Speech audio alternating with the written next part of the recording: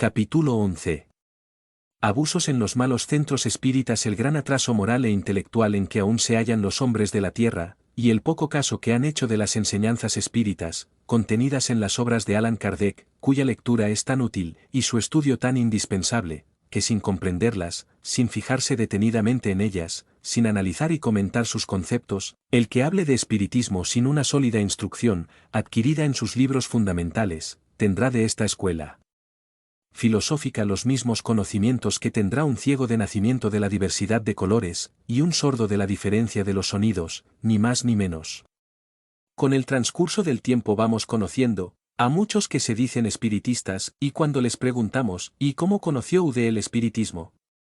Muchos nos contestan en estos parecidos términos: se murió mi padre, o mi hijo, o mi madre, etc. Me habló un amigo del espiritismo, me dijo que yo misma podía comunicarme con el ser querido al que lloraba y me enseñó la invocación que debía hacer, evoqué, y escribí, y han dicho los espíritus que tengo que cumplir una gran misión en la tierra, que he de escribir tanto y cuanto.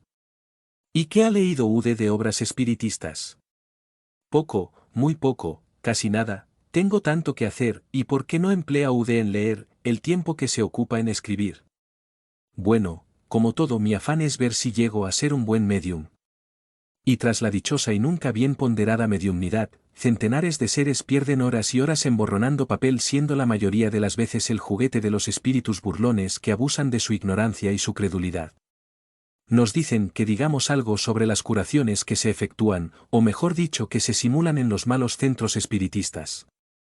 Y a esto decimos nosotros, que si bien queremos denunciar el abuso, no queremos herir a ninguna agrupación, porque el escritor no debe singularizarse, debe hablar con todos, y con ninguno debe decir los milagros, sin descubrir a los santos. Nosotros diremos únicamente que el lugar donde se abuse del espiritismo no es un buen centro espiritista, y por consiguiente dicha sociedad debe disolverse aunque la formen personas que parezcan muy autorizadas, y esté protegida por los espíritus de nombres muy retumbantes. Queremos dar por supuesto que en los malos centros espiritistas dominan en muchos de ellos, más la ignorancia, que la mala fe. Esta última crea los médiums interesados, las comunicaciones dudosas y todos los abusos anexos a la farsa, y a la explotación de una idea, y la ignorancia produce las innumerables obsesiones que dan tan fatales resultados. Los médiums que se obsesan, se conocen al vuelo. Kardec explica en el libro de los médiums, cómo se conoce la obsesión en los caracteres siguientes: primero, persistencia de un espíritu en comunicarse contra la voluntad del médium, por la escritura, el oído, la tipología, etc., oponiéndose a que otros espíritus puedan hacerlo. Segundo, ilusión que, no obstante la inteligencia del médium, le impide reconocer la falsedad y el ridículo de las comunicaciones que recibe. Tercero, creencia en la infalibilidad y en la identidad absoluta de los espíritus que se comunican y que, bajo nombres respetables y venerados, dicen cosas falsas o absurdas. Cuarto, confianza del médium en los elogios que hacen de él los espíritus que se comunican. Quinto, propensión a separarse de las personas que puedan darles avisos útiles. Sexto, tomar a mal la crítica con respecto a las comunicaciones que reciben. Séptimo, necesidad incesante e importuna de escribir. Octavo, sujeción física, dominando la voluntad de cualquiera y forzándole a obrar o hablar a pesar suyo. El orgullo se traduce en los médiums por señales inequívocas sobre las cuales es tanto más necesario llamar la atención, cuanto que es una de las extravagancias que más desconfianza deben inspirar sobre la veracidad de sus comunicaciones. En primer lugar, tiene una confianza ciega en la superioridad de estas mismas comunicaciones y en la infalibilidad del espíritu que se las da. De aquí dimana cierto desdén por todo lo que no viene de ellos, porque se creen en posesión del privilegio de la verdad. El prestigio de los grandes hombres con los cuales se adornan los espíritus para justificar que les protegen, los ofusca, y como su amor propio sufriría confesando que son engañados, rechazan toda clase de consejos, aún los evitan alejándose de sus amigos y de cualquiera que pudiese abrirles los ojos. Si son condescendientes en escucharles, no hacen caso de sus avisos, porque dudar de la superioridad de su espíritu casi es una profanación. Se ofuscan por la menor contradicción, por una simple observación crítica, y algunas veces llegan hasta aborrecer a las mismas personas que les han hecho favores. Merced a este aislamiento provocado por los espíritus que no quieren tener contradictores, estos están satisfechos con entretenerles en sus ilusiones, de este modo les hacen aceptar a su gusto los más grandes absurdos por cosas sublimes. Así pues, confianza absoluta en la superioridad de lo que obtienen, desprecio de aquello que no viene de ellos, importancia irreflexiva dada a los grandes nombres, no admitir consejos, tomar a mal toda crítica, alejamiento de los que pueden darles avisos desinteresados, creencias en su habilidad a pesar de su falta de experiencia, tales son los caracteres de los médiums orgullosos. Al lado de este, presentemos a la vista el cuadro del médium verdaderamente bueno, de aquel en que se puede tener confianza. Supongámosle, en primer lugar, una facilidad de ejecución bastante grande que permite a los espíritus comunicarse libremente y sin inconvenientes por ninguna dificultad material. Obtenido esto, lo que más importa tener en cuenta es la naturaleza de los espíritus que habitualmente le asisten, y para esto, no es el nombre al que se debe atender, sino al lenguaje. Jamás debe de perder de vista que las simpatías que se conciliará entre los espíritus buenos, estarán en razón de lo que hará para alejar a los malos. Persuadidos de que su facultad es un don que le ha sido concedido para el bien, no abuse de él ni se atribuya por ello ningún mérito. Acepta las comunicaciones buenas que se le den, como una gracia de la que es menester que se esfuerce en hacerse digno por su bondad, por su benevolencia y por su modestia. El primero se enorgullece por sus relaciones con los espíritus superiores, el segundo se humilla, porque nunca se cree merecedor de este favor. Es muy cierto lo que dice Kardec, la pintura que hace de los médiums obsesados no puede ser más exacta, y la de los médiums orgullosos es inmejorable. Por esto nosotros, cuando nos dicen, escriba Ude sobre las obsesiones y sobre los abusos de las curaciones simuladas, decimos, estúdiese las obras de Kardec, que en ellas se encuentran contestaciones razonadas para todas las preguntas, y aclaraciones para todas las dudas, y aunque se ha escrito mucho, y muy bueno, sobre el espiritismo, pero ninguno de los libros publicados es tan útil para el estudio del espiritismo como lo son las obras de Kardec, porque éste no se olvida de los más leves detalles, y en su minuciosidad, en su especialísimo cuidado de fijar toda su atención en las más insignificantes pequeñeces, en esto consiste principalmente el indispensable mérito de estas obras. Los demás libros espiritistas están escritos para los sabios exclusivamente, y los de Kardec sirven para los ignorantes y para los instruidos, y los primeros son los que realmente necesitan los rudimentos de la enseñanza. ¿Qué es el ignorante? Un niño. ¿Y a los niños qué lectura se les ofrece? Narraciones sencillas, y sobre todo claras, sin silogismos ni figuras hiperbólicas, y los escritos de Kardec reúnen la sencillez del estilo y la inflexible lógica de la verdad. Nunca nos cansaremos de decir lo mismo, los buenos médiums escasean, por esto en los grupos y centros espiritistas deben dedicarse con preferencia a la lectura y al estudio. Que la lectura les aburre a muchos, nos objetan algunos directores, pues los que se aburren que se vayan. Si los espiritistas no tenemos empeño en adquirir prosélitos, si el espiritismo no ha de valer por la cantidad de los espiritistas, sino la calidad de los mismos, dice un espíritu, y dice muy bien, nunca os instaré bastante a que hagáis un centro formal de vuestras reuniones. Que en otra parte se hagan demostraciones físicas, que allá se vea, que allá se oiga, que entre vosotros se comprenda y se ame. Este es el quid de la dificultad. Espiritistas amaos, he aquí la primera enseñanza, instruiros, he aquí la segunda. Esto es lo que debe hacerse en los centros, procurad ante todo reunir elementos afines, y caminar despacio, que no por mucho madrugar amanece más temprano, y modérese ese afán desmedido que hay en algunas agrupaciones de curar por medio del consejo de los espíritus, que como dice muy bien Kardec, la salud es una condición necesaria para el trabajo que debe realizarse en la tierra, por eso los espíritus se ocupan de la salud con gusto, pero como entre ellos hay ignorantes y sabios, tanto para estos como para los demás, no conviene dirigirse al primero que se presente. Cierto que hay médiums curanderos, que ciertas personas poseen el don de curar con el simple tacto, con la mirada, y aún con un ademán sin el socorro de ningún medicamento, pero estos grandes médiums escasean, y por lo mismo que la salud es un tesoro inapreciable, debemos tener un especial cuidado en conservarla y no exponernos a ser víctimas de la ignorancia de los de allá, y de los de acá. Nos es muy enojoso tratar del asunto de los malos centros espiritistas, porque nosotros quisiéramos que cada agrupación fuera un núcleo de unos cuantos hombres dignos, estudiosos y pensadores, que se distinguieran por su caridad, por su resignación, por su templanza, por su sobriedad, y si bien algún que otro grupo reúne casi todas las condiciones apetecibles, los malos centros con sus abusos y con sus extravagancias, eclipsan a los buenos, y pagan justos por pecadores. Un hermano nuestro, verdadero espírita, cuando escribimos que hay espiritistas que ridiculizan el espiritismo, él sufre, y quisiera que enmudeciéramos, porque le duele en el fondo de su alma que en el campo espírita se extienda la cizaña de la farsa y de la explotación, pero nosotros amantísimos de la verdad, deseando vivamente que el espiritismo sea estudiado por todas las clases de la sociedad, decimos alto y muy claro que no son espiritistas racionalistas los que acuden a esos centros donde unos cuantos médiums obsesados, ridiculizan a los más grandes, y lo más sublime, la comunicación ultraterrena de tan trascendentales resultados.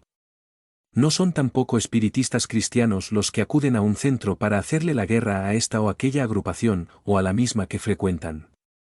Ayer nos decía un gran pensador, desengáñese de Amalia, el espiritismo es hoy como un niño que comienza a andar, y como tal se cae, y se levanta y comete ligerezas, y llega a lo sublime, y desciende hasta el ridículo, pero cuando llegue a su mayor edad, entonces todo irá bien, el sol puede más que las nubes.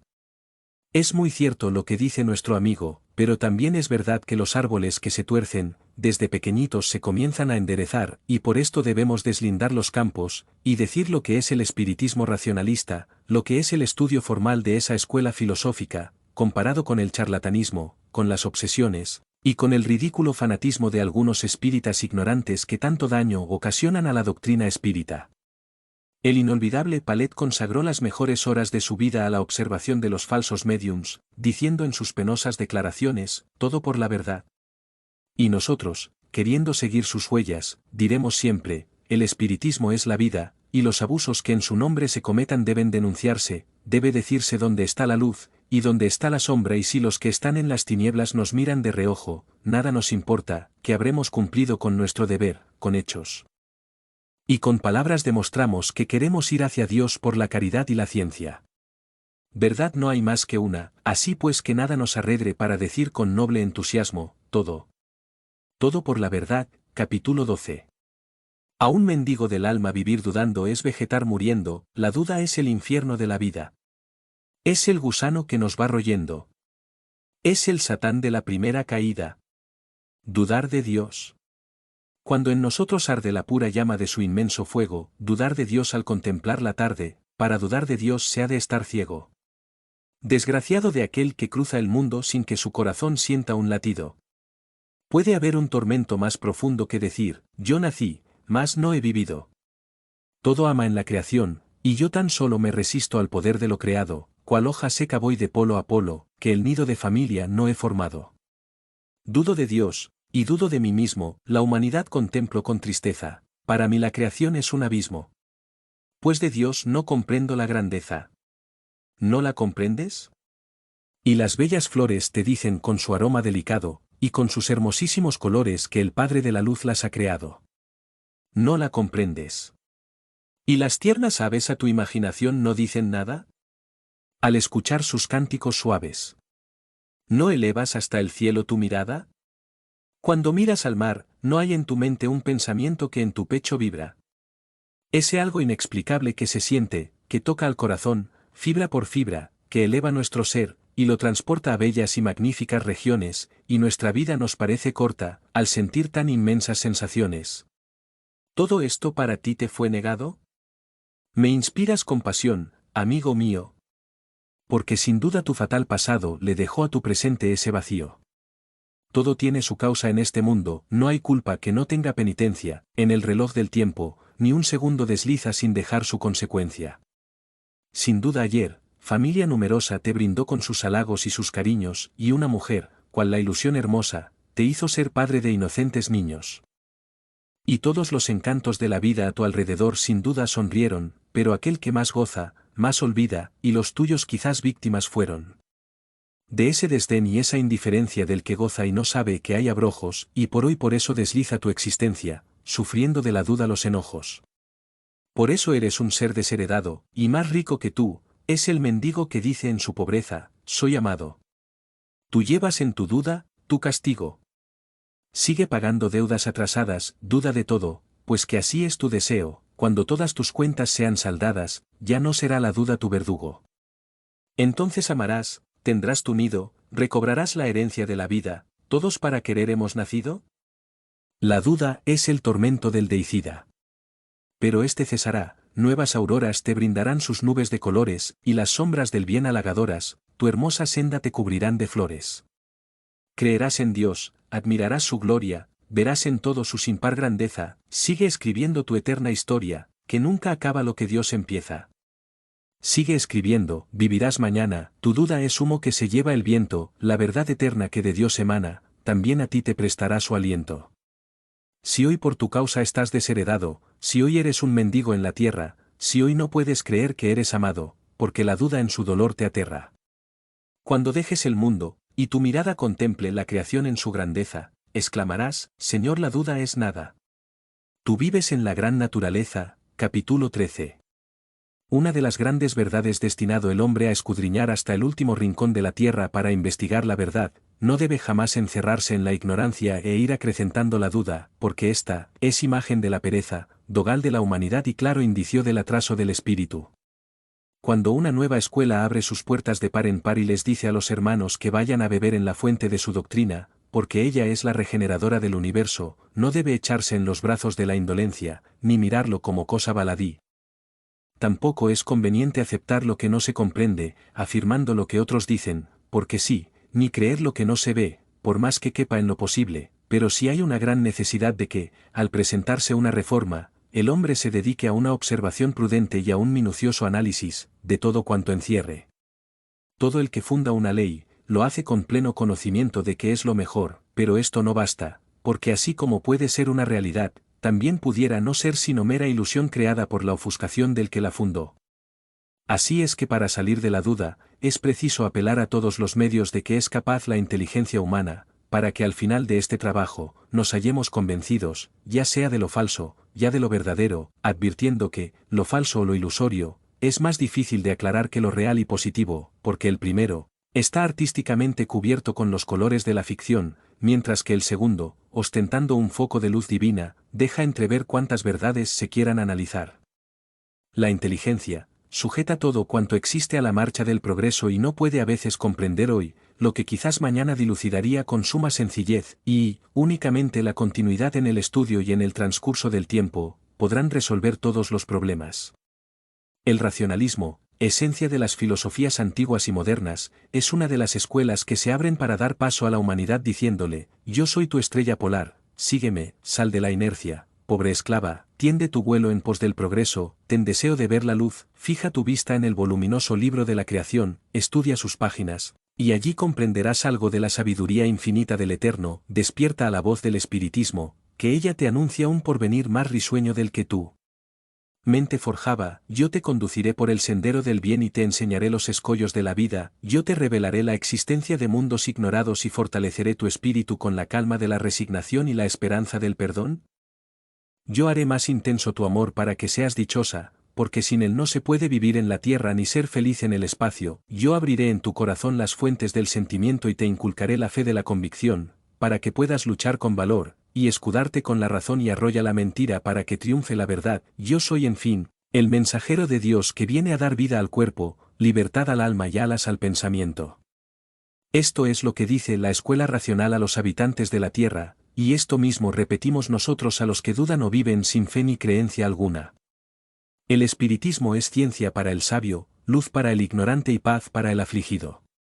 Sin religión no se puede vivir, porque ella es el santuario del alma, su fe y su esperanza. El que vive sin creencia, es una planta exótica sin sol que la vivifique, sin mano que la cultive, sin auras que la acaricien ni aura que la sonría, más si la religión es falsa y su base un conjunto de ideas erróneas, aunque por algún tiempo aliente el espíritu, él es también el encargado de despejar la incógnita y poner de manifiesto cuantos errores existen, se apoya en la verdad, pues cuanto más se estudia, se analiza y se pone en práctica, más buen resultado se obtiene. Todo ser pensador, va siempre tras la verdad y no se cansa jamás de buscar y rebuscar hasta que la encuentra. Muchas veces hemos visto a personas bastante ilustradas, dudar de una cosa y cruzarse de brazos, sin dar un paso para averiguar si aquello encerraba una gran verdad o un gravísimo error. Esto demuestra el gran atraso que aún existe en nuestro planeta y los muchos siglos de existencia que necesita para el desarrollo moral e intelectual de sus habitantes. Las humanidades primitivas vivían en la ignorancia y se alimentaban del error, siendo su creencia predilecta, todo aquello que más carácter tenía de supersticioso y sus escasas inteligencias ofuscadas por los vapores del vicio, no llegaba a comprender su estacionamiento ni las fatales consecuencias que podía reportarles aquel cúmulo de ideas ilusorias, hijas de su mismo atraso o creadas por el delirio. Después, el hombre, algo más cauto, fue desechando multitud de absurdos, y hoy muchos son los que no dan cabida en su cerebro a los misterios, sino que piden luz a voz en grito y no se conforman con lo que los demás dicen, puesto que quieren tocar la realidad por sí mismos. Esto indica que a pesar de la ignorancia y el fanatismo que aún existen y lo mucho que falta para la completa regeneración del planeta, el progreso avanza, aunque a paso lento, y cuando oye hablar de una nueva reforma, ya no son todos los que cruzan los brazos a escuchar con indiferencia, sino que se opera una revolución moral en algunos, y estos acuden presurosos a investigar lo que hay de cierto o falso en la nueva escuela. De aquí resulta que, si ésta se basa en lo justo y lógico, demostrando la verdad clara y sencilla, según van las inteligencias desarrollándose, irá fructificando la semilla del bien. Muchas veces nos quejamos del poco adelanto, y sin embargo, si echásemos una ojeada a las humanidades de ayer y las comparásemos con el presente, cuán distintas son sus ideas tanto para el presente como para el futuro. Si abarcáramos con una mirada sus trabajos, ayer estaban en embrión, hoy ya son un boceto, y mañana serán una obra de arte completamente acabada, y así sucesivamente, todo cuanto data de aquellos remotos tiempos. La escuela racional, nueva en apariencia, pero antigua en realidad, porque el espiritismo ha existido siempre, en atención a que todo cuanto se ha atribuido a milagros o apariciones, no ha sido otra cosa que revelaciones de los espíritus obtenidas por distintos médiums, nos demuestra una de las grandes verdades ignoradas por la mayoría de los hombres, que hoy cuentan con millares de adeptos que resueltos a todo trance a encontrar una verdad positiva, viven a su bienhechora sombra resignados. Porque allí han hallado la tranquilidad del alma y el porqué de sus dolores. Si ávida la humanidad de luz, despertarse del sueño de la indolencia, las nubes del error huirían con pasmosa rapidez, y el purísimo sol de la verdad penetrando en todas las inteligencias, haría comprender a los hombres la oscuridad en que han vivido y los múltiples desaciertos que han cometido por la falsa interpretación de las cosas. ¿Cuántas veces la ofuscación nos conduce al precipicio? En el triste destierro en que vivimos y por mucho que nuestra mirada abarque, jamás vemos el peligro que nos cerca sino a medias, somos niños ante los innumerables escollos que se nos presentan, y necesitamos un puro racionalismo que nos enseña el modo de salvarlos, somos casi ciegos, y es preciso ir con tiento para no caer.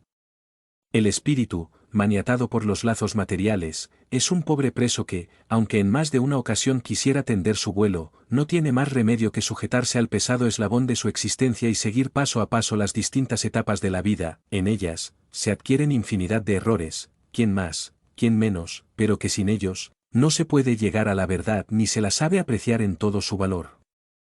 Los que somos espiritistas racionales, deploramos la indolencia de muchos que, viven entre sombras o en completo escepticismo, pero ante el bien general, siempre nos convertiremos en profetas para decir a la humanidad que, una nueva aurora se ve brillar en lontananza, cuyo lema es el siguiente: tras la tempestad, la calma, tras las luchas, el descanso, tras el llanto una sonrisa, y tras el sufrimiento, la recompensa.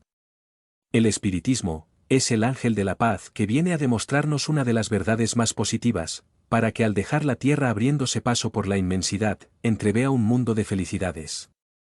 Capítulo 14. La pereza, dice muy bien el poeta, la pereza es el roín que nuestras almas mancilla. Antiguos refranes escritos por la experiencia, dicen que la ociosidad es la madre de todos los vicios, y que la pereza es la madre de la pobreza. Cuán tristemente es cierto lo que dicen estos antiquísimos proverbios. Y lo más doloroso es que en la raza humana se ve siempre el instinto de la indolencia, desde la acción más grande a la más pequeña, y aunque hay honrosísimas excepciones, pues hay hombres que trabajan más de lo que permiten sus fuerzas, dicen que esparcir ideas sobre el mundo es deber de los hombres, como es deber de las nubes esparcir lluvias sobre las simientes. Estas almas generosas componen únicamente una pequeña fracción de la humanidad, y nosotros hablamos de la totalidad de los hombres que viven rutinariamente entregados al torpe placer de no hacer nada. Nosotros no llamamos trabajo precisamente a las tareas ordinarias de la vida, porque éstas por necesidad se han de emprender. El pobre tiene que trabajar, porque si no trabaja no come, de manera que no es ningún sacrificio que cumpla con su obligación. El industrial si no inventa, si no perfecciona los mecanismos y procedimientos conocidos, si no hace trabajar su imaginación, su capital será riqueza muerta y por interés propio, por ese egoísmo natural, pone en juego toda la inventiva que se alberga en su cerebro y trabaja con ahínco contemplando en lontananza la prosperidad, y en todas las clases sociales cada cual se afana por sí mismo, cada hombre, a semejanza de la araña, teje la tela de su vida terrestre, pero tiene una gran pereza para comenzar la renovación de su vida espiritual, y sobre este vicio fatalísimo haremos algunas consideraciones. Que los pobres no se ocupen de los grandes problemas de la vida del espíritu, no es extraño, porque la generalidad viven como bestias de carga, trabajan, comen y duermen, y como los jornales son tan pequeños, y las necesidades tan grandes, tienen que aumentar las horas de trabajo y tienen que convertirse en máquinas, quedándoles apenas el tiempo indispensable para reconciliar el sueño por la noche, por consiguiente el obrero vive sin vivir, porque no conceptuamos vida su azarosa existencia.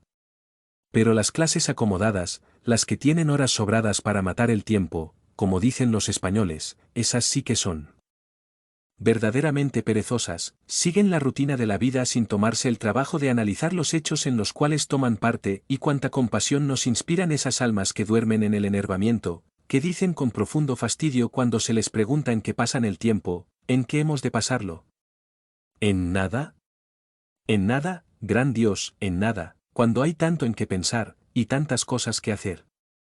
El hombre mismo es un problema, y un ser de mediana inteligencia tiene en sí mismo un volumen cuyas páginas nunca concluirá de leer. Somos un jeroglífico dificilísimo de adivinar, y los más grandes filósofos no han encontrado aún la solución al porqué de nuestros vicios y nuestras virtudes, porque cuanto han dicho las religiones, no puede llevar el convencimiento a ningún profundo pensador, y nuestro cerebro tiene que trabajar buscando la causa de tantas anomalías. Y aún hay hombres que se aburren porque no tienen nada en qué pensar. La pereza sin duda es la primera caída del hombre, es el pecado bíblico del cual nos hablan las Escrituras en distinto sentido, pero racionalmente considerado, es en realidad